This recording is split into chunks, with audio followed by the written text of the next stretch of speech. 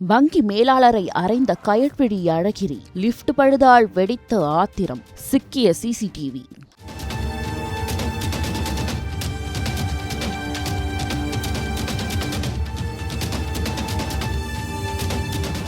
முன்னாள் மத்திய அமைச்சர் மு.க. அழகிரியின் மகளும் முன்னாள் முதல்வர் கருணாநிதியின் பேத்தியுமான கயல்விழி அழகிரி மீது வங்கி மேலாளரை தாக்கி மிரட்டியதாக அடையாறு காவல்துறையினர் வழக்கு பதிவு செய்துள்ளனர். சென்னை அடையாறு பகுதியில் கயல்விழிக்கு சொந்தமான வணிக கட்டிடத்தில் எஸ்பிஐ வங்கியின் வெளிநாடு வாழ் இந்தியர் கிளை செயல்பட்டு வருகிறது.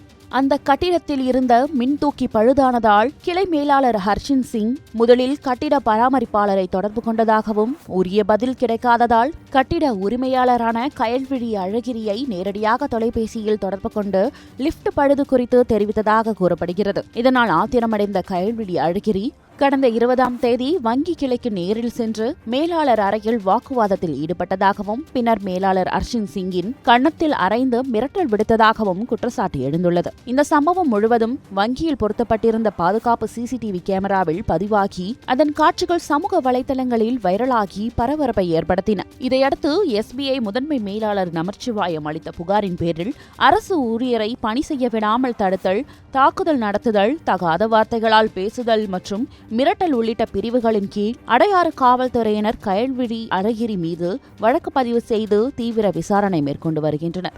தற்போது இந்த விவகாரம் அரசியல் மற்றும் சமூக வலைதளங்களில் பேசுபொருளாகியுள்ளது.